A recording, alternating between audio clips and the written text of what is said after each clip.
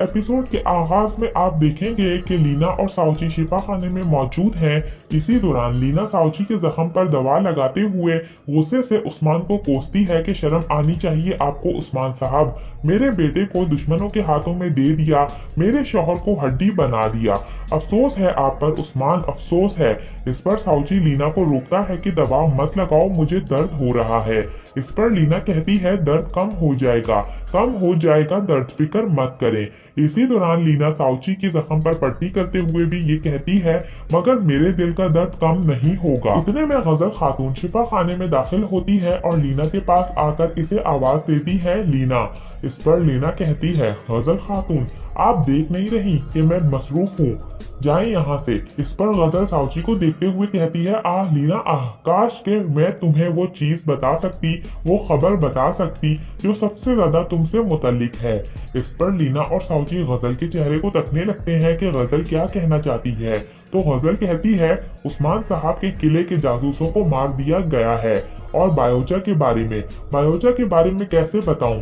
इस पर साउची चिल्लाता है चच्ची बोलिए क्या बात है। तो गजल कहती है इस काफर निकोला ने हमारे बच्चे बायोचा की जर्रा भेजी है और कहा है कि अब पोलो जहासार अगर ना दिया तो इसका सर भेजूंगा। ये सुनकर लीना रोने लगती है, चिल्लाने लगती है कि नहीं नहीं, ऐसा नहीं हो सकता, मेरे बेटे को कुछ ना होने दे साउची, जो कर सकते हैं करें, मेरे बेटे को कुछ ना होने दें साउची, मेरे बेटे को बचा लें खुदा के लिए। इस पर साउची लीना को तसल्ली देने की कोशिश करता है मगर लीना रोए जाती है और कहती है नहीं नहीं, मेरे बेटे को कुछ ना होने दें। दूसरी तरफ उस्मान साहब अपने खैमे में जिरगा शुरू करते हुए कहते हैं कुन फाया कुन के मालिक, हमारे दिलों को ईमान के नूर से मुनव्वर फरमाने वाले अल्लाह के 99 नामों से इब्तदा है। इसके बाद उस्मान सरदारों को मुखातिब करते हुए कहते हैं कि मसला आप सब लोगों को पता है। इस पर दुंदार अपना सर हिला के कहता है हाँ। इसी दौरान उस्मान कहता है निकोला काफर मेरे भतीजे बायोचा के बदले पोलो जहासार चाहता है। फैसला करने से कबल मैं आप लोगों से मशवरा करना चाहता हूँ। सबसे पहले बामसी साहब आप बोलिए, आप इस पर क्या कहते हैं। इस पर बामसी साहब कहते हैं कि कोलो जहासार किला शहीदों के खून और बहुत सी भारी कीमत अदा किए जाने के बाद हासिल किया गया है। मैंने वहां ऐसे सिपाही मुतय्यन किए हैं जो कसम खा चुके हैं कि मर जाएंगे मगर किला नहीं देंगे। अब मैं इन शेरों के सामने बगैर खून बहाए किला हवाले कर देने की वजाहत नहीं कर सकता और ना ही मैं करना चाहता हूँ। मुख्तसरन ये कि उस्मान साहब किला हवाले करने पर मैं राजी नहीं हूँ। इस पर उस्मान गोंदूस से कहता है भाईजान आपकी क्या राय है। इस पर गोंदूस कहता है मेरा भतीजा मेरा भाई का बेटा मेरी जान की जान है मगर मामला मेरे भतीजे का नहीं बल्कि एक काई सरदार का है। इसे काफर के इंसाफ के हवाले करना जिल्लत है। हम मजबूर हो चुके हैं, कुछ नहीं कर सकते जानता हूँ। इसे बचाने के लिए अपनी जान तक दे सकता हूँ मगर उस्मान साहब आप भी जानते हैं कि वतन की मिट्टी मुकद्दस हवा हुआ करती है, किसी के लिए भी हम इसे नहीं छोड़ सकते। इसके बाद उस्मान दुंदार से पूछता है आप क्या कहते हैं चचा, क्या ख्याल है इस बारे में।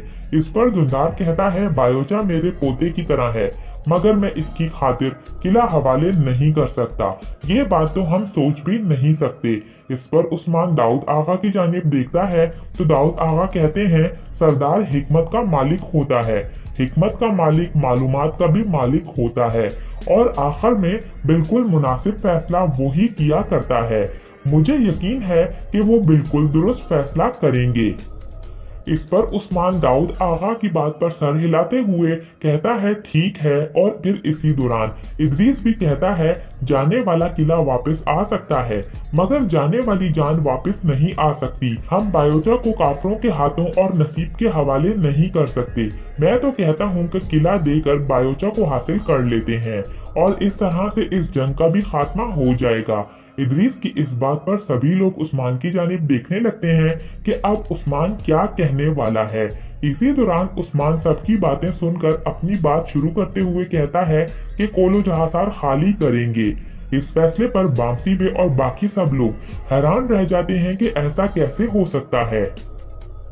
दूसरी तरफ लीना अपने खेमे में बैठी खत लिख रही होती है कि मुझे माफ कर देना साउची, मैंने पहली नजर में तुम्हें दिल दिया और तुम मेरे दिल में उतर गए और आखिरी सांस तक मैं तुम्हें चाहती रहूंगी। अगर जुदाई का वक्त आ चुका है तो नाफरमानी हमें ज़ेब नहीं देती। माँ का दिल है सब्र नहीं कर सकता। मैं अपने बेटे के पास जा रही हूँ। अगर हमारे बेटे की जान लेने की कोशिश की गई तो इसकी गर्दन पर गिरने वाली तलवार के आखिरी लम्हे तक मैं इसकी हिफाजत करना चाहती हूँ। सर्दी से बचाना चाहती हूँ। इसकी स्याह आंखों में आखिरी बार देखना चाहती हूँ। मैं तो बस यही कुछ कर सकती हूँ। मैं चाहती हूँ कि आपको अपनी इज्जत कितनी प्यारी है साउची, मगर बेफिक्र रहें। मगर मैं आपकी इज्जत पर हर्फ नहीं आने दूंगी साउची। मेरे सर का ताज, कहा सुना माफ करना। खत लिखने के बाद लीना साउची के पास ही खत रख देती है और फिर साउची के माथे पर बोझा देते हुए एक छोटी सी चीज में जहर रख कर अपने पास रख लेती है। इसके बाद अपनी तलवार उठाकर साउची को देखते हुए खैमे से बाहर निकल जाती है और साउची को एहसास भी नहीं होता कि लीना वहां से चली गई है। किसी को खबर किए बगैर लीना किले से बाहर निकल जाती है। दूसरी तरफ उस्मान सरदारान से कहते हैं कि किला फतह किया जा सकता है, दुश्मनों को शिकस्त भी दी जा सकती है, हाथ से निकलने वाली जमीनों को दोबारा हासिल किया जा सकता है, मगर एक काई सरदार आसानी से तैयार नहीं किया जा सकता। इस पर धुंधार और गोंदूज हैरानगी से एक दूसरे को देखने लगते हैं तो उस्मान बामसी साहब की आंखों में आंखें डालकर कहता है, किसी काई सरदार को दुश्मन के इंसाफ के भरोसे नहीं छोड़ा जा सकता। इस वजह से अपने भतीजे को मैं वापस लाऊंगा और किला हवाले करूंगा। यही मेरा फैसला है। इस पर बामसी साहब शदीद गुस्से में अपनी जगह से उठकर कहते हैं, उस्मान साहब, क्या मेरे कान कुछ गलत सुन रहे हैं या आप किला कोलो जहासार हवाले करने का कह रहे हैं? इस पर उस्मान कहता है, आपने दुरुस्त सुना है बामसी बे, कोलो जहासार देने की ही बात कर रहा हूँ।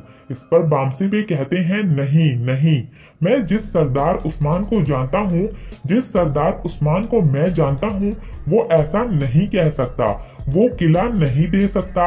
इस पर उस्मान बामसी बे की आंखों में आंखें डालकर एक बार फिर कहता है कि आप इसे अच्छी तरह से नहीं जानते बामसी बे। इसके बाद उस्मान धुंधार से कहता है, चचा निकोला काफर के पास जाइए और इसे किला हवालगी का बताइए। इस पर धुंधार हैरानो परेशान बामसी और गोंदूज को देखते हुए अपनी जगह से उठकर निकोला काफर की तरफ रवाना हो जाता है और बामसी साहब गुस्से की हालत में उस्मान का चेहरा ही तकते रह जाते हैं। दूसरी जानिब बाय सिंगूर साउची के खैमे के बाहर खड़े होकर पूछता है, मैं अंदर आ सकता हूँ? इस पर साउची की आंख खुल जाती है। इसी दौरान बाय सिंगूर किसी की आवाज ना आने पर खैमे का दरवाजा खोलकर खैमे के अंदर आते हुए कहता है, हुजूर। इस पर साउची कहता है, आओ बाय सिंगूर। इस पर बाय सिंगूर साउची के पास आकर खड़ा हो जाता है तो साउची उठते हुए कहता है, लीना, लीना कहाँ है? इस पर बाय सिंगूर कहता है, पता नहीं जनाब, मैंने इन्हें नहीं देखा, लेकिन मैं आपके लिए दवाई लाया हूँ। ये कहकर बाय सिंगूर मेज पर दवाई रख देता है। इसी दौरान साउची की नजर पास पड़े मेज पर खत पर पड़ती है तो वो खत उठाकर पढ़ने लगता है और खत पढ़ने के बाद साउची कहता है, लीना नहीं नहीं, लीना किले नहीं जा सकती। फिर साउची बाय सिंगूर को कहता है, बाय सिंगूर। इस पर बाय सिंगूर कहता है, जी जनाब। इस पर साउची कहता है, मेरी मदद करो, मुझे उठाओ। इस पर बाय सिंगूर साउची को सहारा देकर खड़ा करता है। फिर साउची कहता है, बाय सिंगूर, मुझे उस्मान से मिलना होगा। इस पर बाय सिंगूर फौरन से साउची को इसका कोट पहनाता है तो साउची कहता है, उस्मान साहब से मिलना जरूरी है, चलो।